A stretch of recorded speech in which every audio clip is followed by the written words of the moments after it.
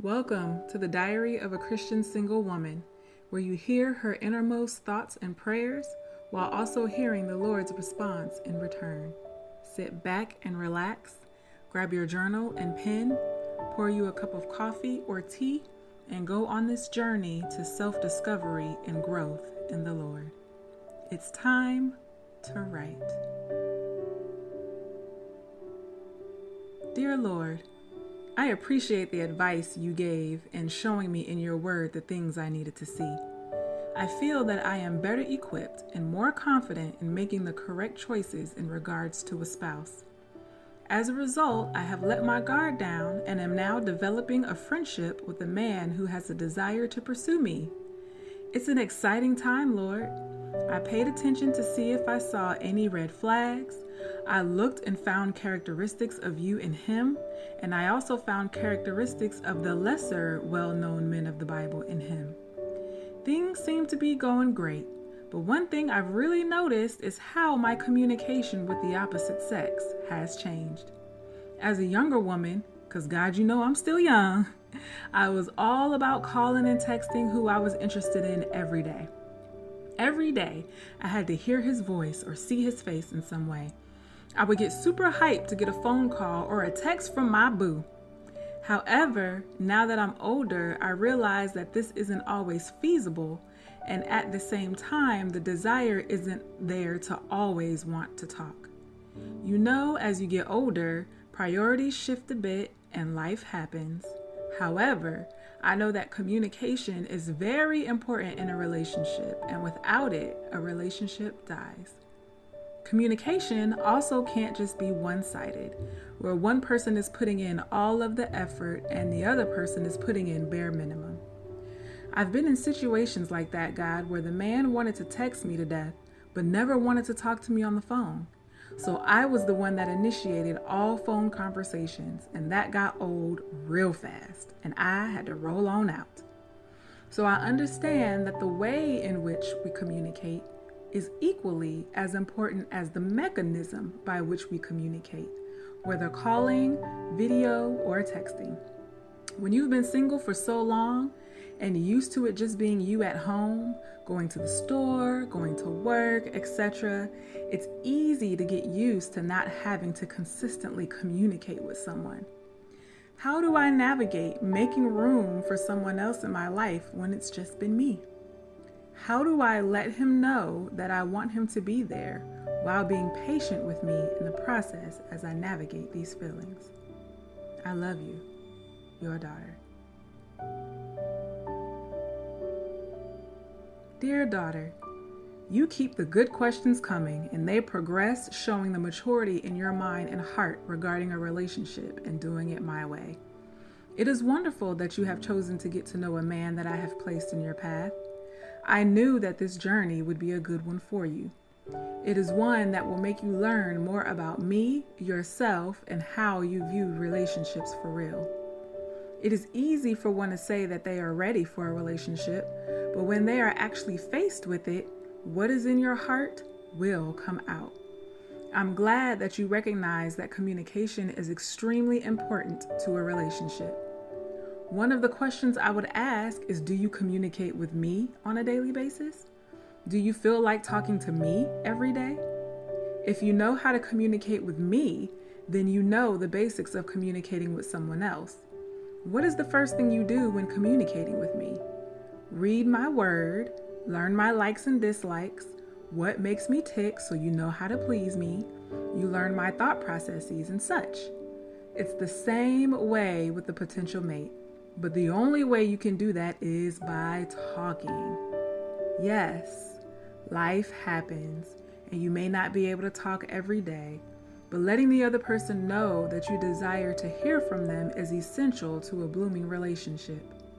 It's easy to stay in a cocoon since you are single, but you have to allow yourself to open up like a butterfly.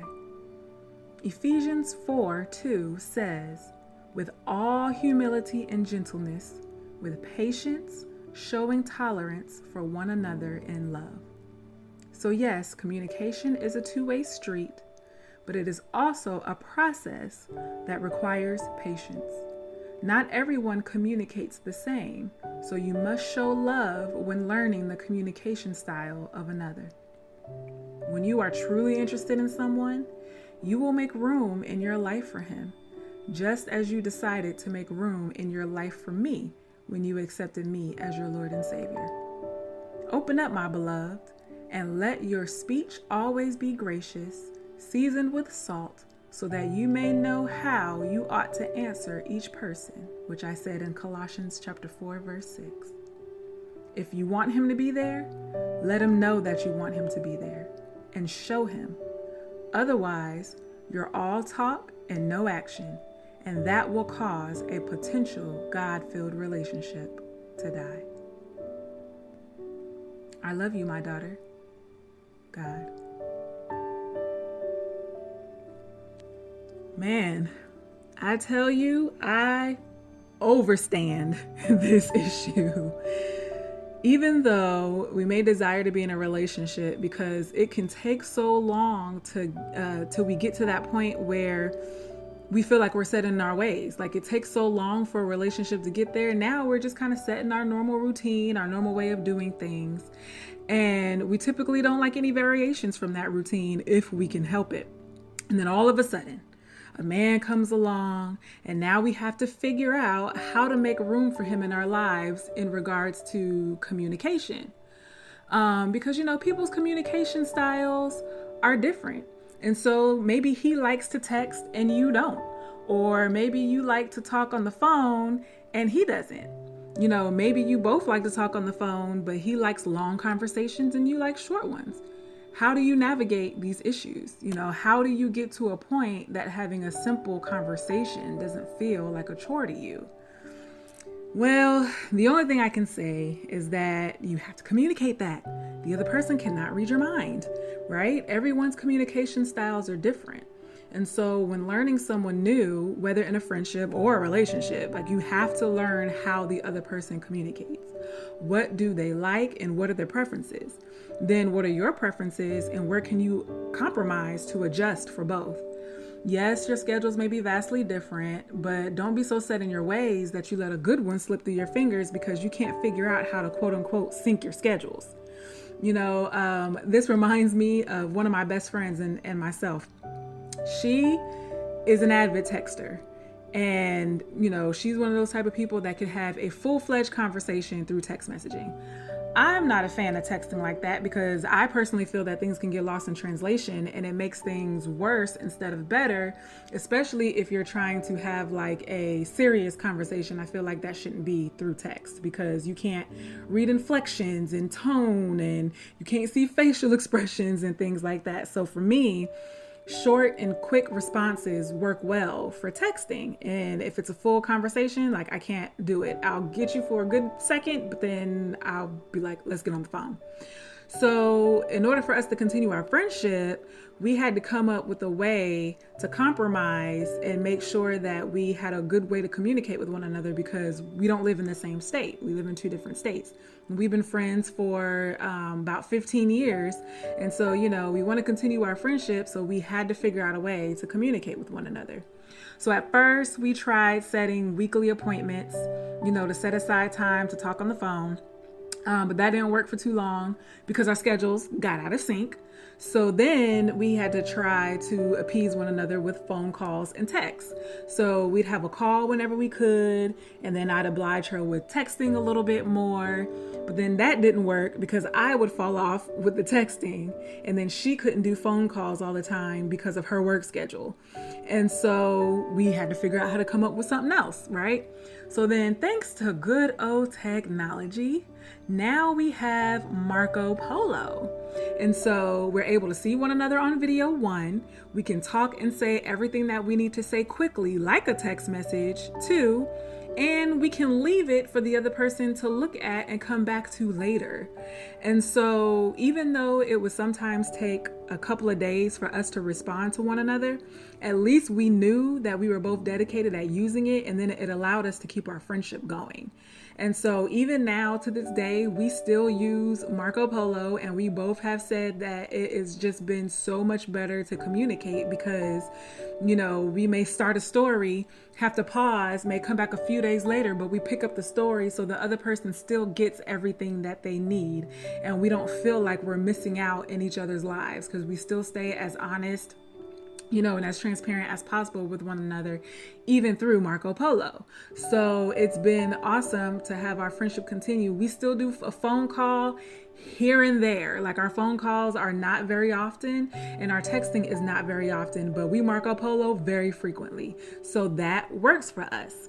So you see how we did that there, right? We compromised and we found a way to maintain our communication so that the other one didn't think that the friendship wasn't important to them, because it can start to feel that way. Like, man, we're trying calling, that's not working. We're trying texting, that's not working. You must not want to be my friend no more. But that wasn't the case. We just had to figure out what worked for us. And so it's the same with relationships. Yes, you may not always feel like talking, but sometimes you have to put that aside and communicate that in a way that's best for both of you, so that both of you can feel heard and you feel respected in the budding relationship. And it may take some time, because as you're getting used to learning one another and trying to figure out how each other communicates and what works, then it might take some time to get into a good rhythm, but it's not impossible to do. And so we get so caught up at being so used to being by ourselves that we forget that our life is not all about us, especially when trying to possibly build a life and a family with someone else. And so in order to get what you desire, you have to make room for the other person. It's okay to be busy, but if you are so busy that you can't see what's in front of you, then you might as well stay single, sis, until you can. So thank you for listening to the Confessions of a Christian Single Woman podcast. Remember, ladies, that God loves you immensely. There are no boundaries or restrictions to his love. Always seek his face, hear his voice, and live his word out loud. If you have any questions that you would like to hear addressed on this podcast, or if you would like to submit a journal entry, you can email us at diary@confessionsofaChristiansinglewoman.com. Until next time, may the peace of the Lord go with you this week.